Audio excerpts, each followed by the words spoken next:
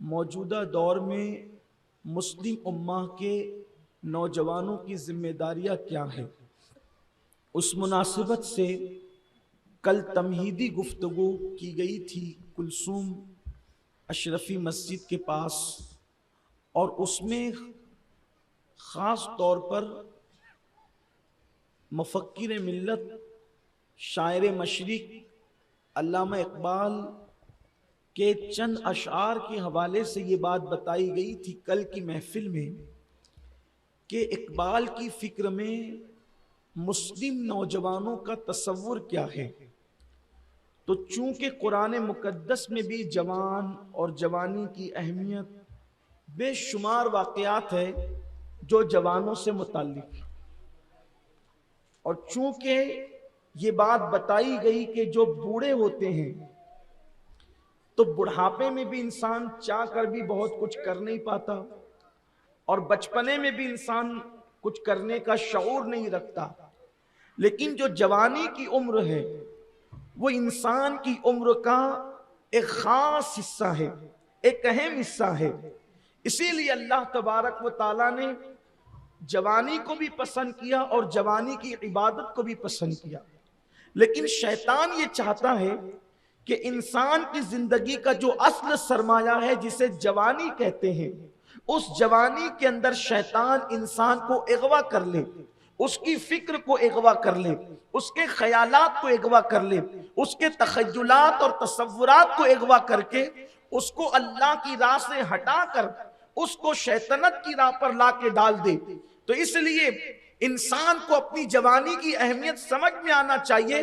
قرآن مقدس کی یہ آیہ کریمہ اللہ فرماتا ہے لَقَدْ خَلَقْنَا الْإِنسَانَ فِي أَحْسَنِ تَقْوِيمٍ، ہم نے انسان کو اچھی صورت پر پیدا کیا۔ اس سے مراد مفسرین فرماتے ہیں کہ انسان کی جوانی ہے۔ جوانی کو اللہ تعالیٰ نے کتنا پسند کیا، اور جتنے بھی بڑے بڑے کام آپ دیکھیں سب جوانوں نے کیا۔ مثال کے طور پر جب ابراہیم علیہ السلام کو نار نمرود میں ڈالا گیا تھا، اس وقت ابراہیم علیہ السلام بالکل جوان تھے۔ اسماعیل علیہ السلام کی گردن پہ جب چھری رکھی جا رہی تھی، اس وقت اسماعیل علیہ السلام ابھی جوانی کی طرف بڑھ رہے تھے۔ اسی طریقے سے ہجرت کی شب رسول اللہ کے بستر پر جس کو سلایا گیا تھا وہ کوئی بوڑھا نہیں تھا، وہ مولائے کائنات سیدنا علی مرتضیٰ بھی جوان تھے۔ اسی طریقے سے صلاح الدین ایوبی جنہوں نے جو ہے اللہ اکبر بیت المقدس کو فتح کیا، اور ان کی فوج کے وہ سارے لوگ وہ سب کے سب جوان تھے۔ اللہ اکبر اندلس کے ساحل پر کشتیاں جلانے والا طارق ابن زیاد جو ہے وہ بھی جوان تھا۔ فاتح سندھ جو ہے وہ بھی جوان تھا۔ فاتح بدر و حنین بھی جوان تھے۔ اس لیے میرے آقا علیہ الصلوۃ والتسلیم کے پیارے دیوانوں، بڑھاپے میں انسان کچھ کر نہیں سکتا، بچپنے میں انسان کو شعور نہیں ہوتا، تو جوانی کی بڑی اہمیت ہے۔ تو اقبال نے جو ہے ایک مسلم جوان کا جو تصور دیا ہے، ایک پرندہ ہے جسے پرندوں کا بادشاہ کہتے ہیں، اس کو عقاب کہا جاتا ہے، کچھ لوگ اس کو شاہین کہتے ہیں، کچھ لوگ اس کو انگریزی زبان میں ایگل کہتے ہیں۔ تو اقبال کہتے ہیں کہ مسلم جوان اور ایگل کے اندر اور شاہین کے اندر کوئی فرق نہیں ہے، حالانکہ وہ ایک پرندہ ہے لیکن پرندوں کا بادشاہ ہے، اس کے اندر کچھ صفات ہے۔ کل ان صفات کا ذکر ہم نے کیا تھا لیکن اس کی تشریح بھی کی تھی۔ آج چونکہ کچھ لوگ نئے بھی ہیں میں کوئی تشریح نہیں کروں گا اس کی، لیکن اس کی کچھ صفات ہے، جیسے جو باز ہے پرندہ جسے ہم باز کہتے ہیں، عقاب شاہین جس کو کہتے ہیں کہ وہ دوسروں کا کیا ہوا شکار نہیں کھاتا، اسی طریقے سے وہ گھونسلوں میں نہیں رہتا، گھونسلوں میں رہنا وہ اپنی توہین سمجھتا ہے۔ اقبال کہتے ہیں کہ پرندوں کی دنیا کا درویش ہوں میں، پرندوں کی دنیا کا درویش ہوں میں، کہ شاہی بناتا نہیں آشیانہ۔ اللہ اکبر۔ اسی طریقے سے جو ہے جو عقاب کی خصوصیت یہ ہوتی ہے کہ عقاب جو ہے وہ موسم سے کبھی گھبراتا نہیں بلکہ موسم کو وہ انجوائے کرتا ہے۔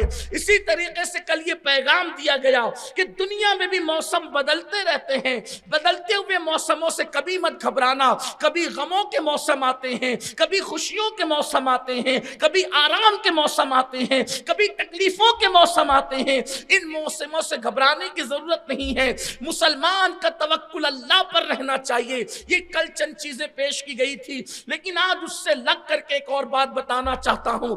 عقاب کی خصوصیت اور بھی ہے، شاہین کی خصوصیت اور بھی ہے کہ وہ سارے پرندوں میں سب سے اونچا اڑتا ہے۔ اقبال اپنی قوم کے جوانوں کو پیغام دینا چاہتے ہیں کہ چھوٹی چیز پر کبھی اکتفا مت کرنا، چھوٹی چیز پر کبھی جو ہے وہ ٹھہر مت جانا، بلکہ تمہارا ہدف جو ہے وہ بہت بڑا ہونا چاہیے، تمہارے منصوبے بڑے ہونے چاہیے۔ یاد رکھنا، انسان جو منصوبہ لے کر کے چلتا ہے وہی کامیاب ہوتا ہے، جس کے پاس کوئی زندگی کا منصوبہ نہیں رہتا۔ جانور اور انسان کی زندگی میں فرق ہے، ایک بہت بنیادی فرق یہ ہے کہ جانور کی زندگی کا کوئی منصوبہ نہیں ہوتا اور انسان کی زندگی کا منصوبہ ہوتا ہے۔ اب اگر میری قوم کے جوانوں کے پاس کوئی منصوبہ نہیں ہے، کوئی ہدف نہیں ہے، کوئی ٹارگٹ نہیں ہے، تو اس کا مطلب آپ جانوروں کی زندگی جی رہے ہو۔ ایک متعین کرو اپنی زندگی کا مقصد، آپ کو بننا کیا ہے، آپ کو کرنا کیا ہے۔ میں کہتا ہوں نہیں، دین کے اندر، مذہب کے اندر آپ بہت مرتبے والے نہیں بن سکتے، نہ بنو، لیکن کم سے کم دنیا میں تو کوئی مرتبہ حاصل کر لو، کم سے کم دنیا ہی کے اندر کوئی ترقی کر لو۔ لیکن آج مسلم جوانوں کا کوئی ٹارگٹ نہیں، کوئی ہدف نہیں، دن بھر 8 گھنٹہ ڈیوٹی کریں گے اور اس کے بعد جو وقت ملے گا وہ ہوٹلوں پر آ کر کے ضائع کریں گے، دوستوں کے اندر ضائع کریں گے، پارکوں میں ضائع کریں گے، کھیل کود میں ضائع کریں گے۔ یہ وقت بہت قیمتی سرمایہ ہے، اس کا صحیح استعمال کرو۔ بہت زیادہ باہر رہنے کی بجائے اپنے کام کے اندر اپنا وقت صرف کرو۔ عقاب کی خصوصیت یہ کہ وہ بہت اونچا اڑتا ہے، لیکن بہت اونچا اڑنے کے بعد بھی اس کی نظر اتنی تیز ہوتی ہے کہ وہ اپنے شکار کو اس اونچائی سے دیکھ لیتا ہے۔ اس کی نظر میں اتنی تیزی ہوتی ہے، اتنی اونچائی پر اڑنے کے بعد بھی اس کی نظر زمین پہ ہوتی ہے۔ اقبال اپنی قوم کے جوانوں کو پیغام دینا چاہتے ہیں، اے میری قوم کے جوان، تو چاہے جتنی ترقی کر لے لیکن تو کبھی مغرور مت ہونا، اپنی نگاہوں کو ہمیشہ نیچی رکھنا، اپنے اندر ہمیشہ عاجزی رکھنا، گھمنڈ مت کرنا، تکبر مت کرنا۔ اس کے بعد ایک خاص بات جو اقبال عقاب کے حوالے سے بیان کرتے ہیں، اور عقاب کی صفت کیا ہے، چونکہ عقاب سے تشبیہ دی اپنی قوم کے جوانوں کو، تو عقاب کی ایک بہت خاص بات یہ ہے کہ جب عقاب کی مادہ جب کسی نر کے ساتھ اس کو اپنی زندگی کا پارٹنر بنانے کے لیے کسی نر عقاب کا انتخاب کرتی ہے، تو اور پرندوں کی طرح ایسا نہیں ہو جاتا کہ دو ایک گھونسلے میں جمع ہو گئے اور زندگی گزر گئی، نہیں، بلکہ وہ جو مادہ عقاب ہوتی ہے وہ بہت اوپر، ہزاروں فیٹ اوپر ایک چھوٹا سا کنکر یا چھوٹا سا تنکا لے کر کے جاتی ہے، اور پھر وہ وہاں سے اس کو چھوڑتی ہے، اور چھوڑنے کے بعد پھر وہ جو نر عقاب ہوتا ہے اس کو یہ کہا جاتا ہے ان کی اپنی زبان میں کہ اس کو تو نے گرنے سے پہلے پکڑنا ہے۔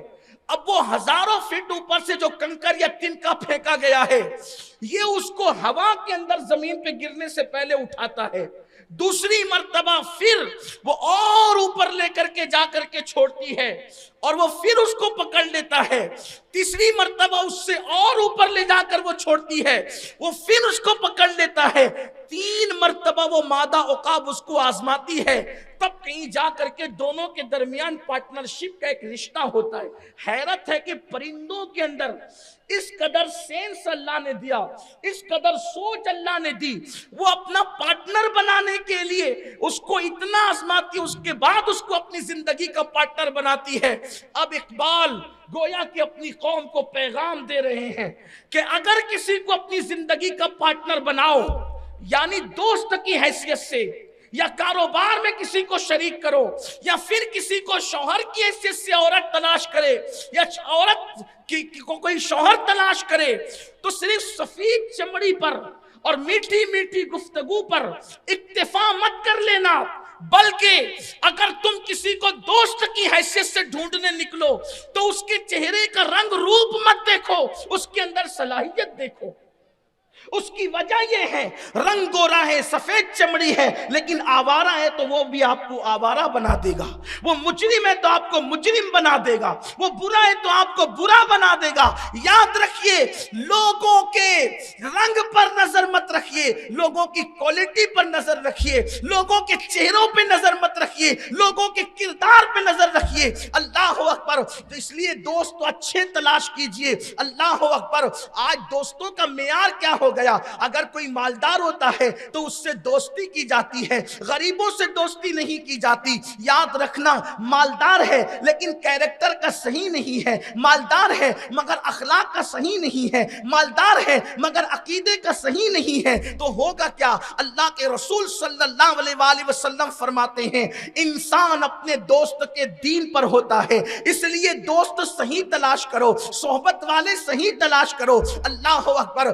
آج پورے ہندوستان میں نہیں بلکہ پوری دنیا کے اندر اگر 90% نوجوان اگر بگڑ رہے ہیں تو اس میں سب سے بڑا رول ان کے دوستوں کا ہے۔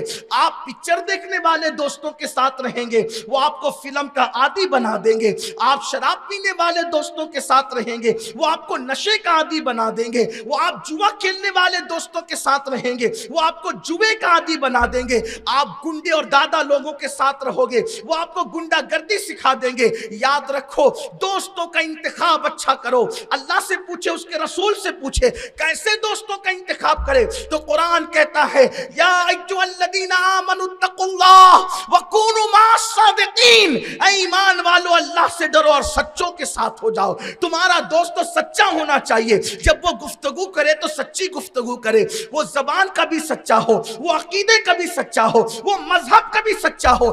تین چیزیں اس میں دیکھو، اس کی زبان سچی، اس کا عقیدہ سچا، اس کا مذہب سچا۔ اگر یہ تین باتیں اس کے اندر ہیں موجود تو تم اس سے دوستی کر لو، ورنہ اس سے دوستی نہ کرنا، اس لیے کہ انسان اپنے دوست کے دین پر ہوتا ہے۔ اس کی نحوستیں تمہارے اندر پیدا ہوگی، اس کا غرور تمہارے اندر پیدا ہوگا، اس کا گھمنڈ تمہارے اندر پیدا ہوگا، اس کی برائیاں تمہارے اندر پیدا ہوگی۔